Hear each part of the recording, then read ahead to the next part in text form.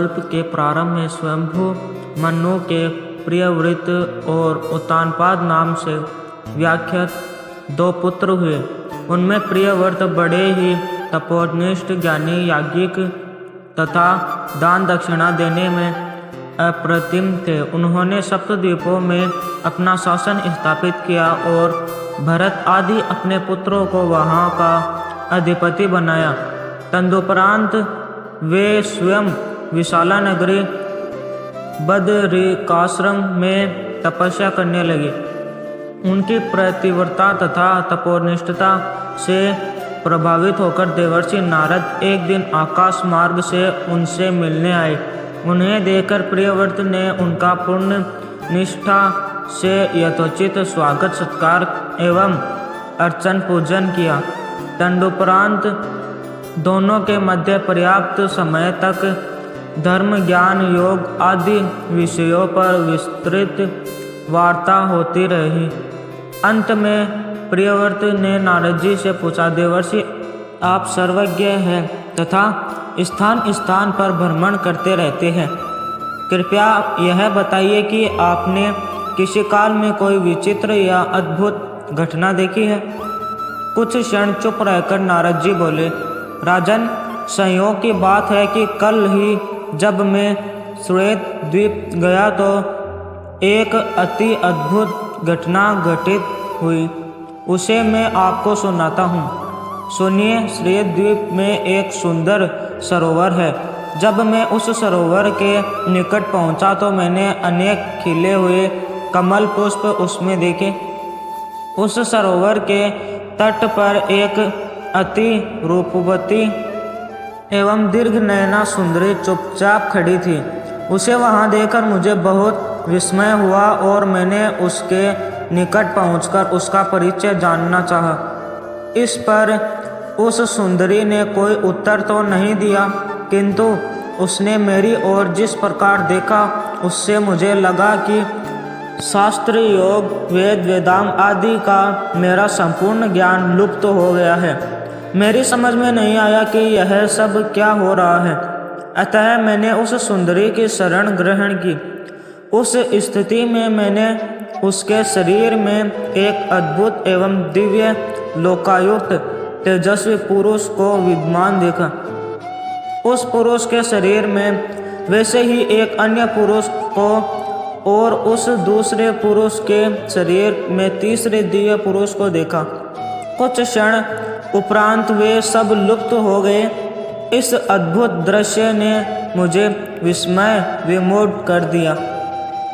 तब मैंने उस दिव्यांगना से प्रश्न किया, शुभगे, मुझे यह बतलाओ कि अकस्मात ही मेरा संपूर्ण ज्ञान लुप्त क्यों हो गया है। इस पर वह बोली कि मैं वेदों की जननी सावित्री हूँ। तुम मुझे नहीं पहचान सके, अतः मैंने तुम्हारा सब ज्ञान अपहृत कर लिया है। मेरे शरीर में प्रकट होने वाले 3 पुरुष 3 वेद थे। प्रथम त्रिवेद स्वयं भगवान के रूप में है। यह वेद अग्निमय है तथा इसका समस्वर पाठ करने से सभी अधादि भस्म हो जाते हैं। नारायण रूप में त्रिवेदी से उत्पन्न दूसरे पुरुष यजुर्वेद है जो साक्षात ब्रह्म है।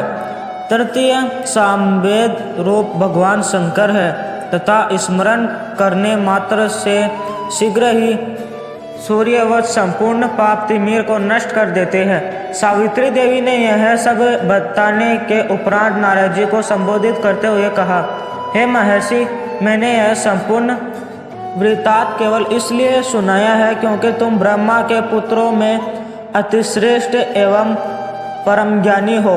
अब अपने ज्ञान को पुनः प्राप्त करने हेतु तुम इस वेद सरोवर में स्नान करो। इस स्नान में तुम्हें अपने पूर्व जन्म की स्मृति भी हो जाएगी।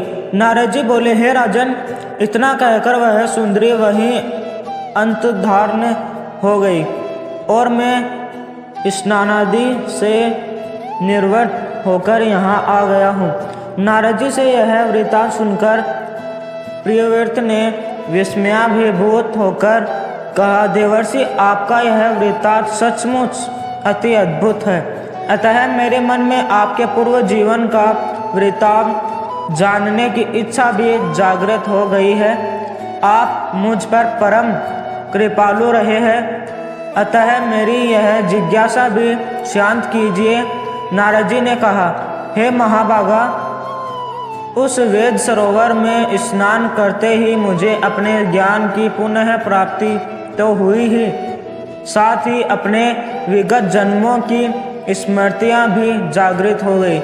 आपकी जिज्ञासा शांत करने हेतु मैं अपने पूर्व जीवन के विषय में आपको बतलाता हूँ। हे राजन, द्वितीय सत्ययुग में मैं मानव योनि में जन्मा था।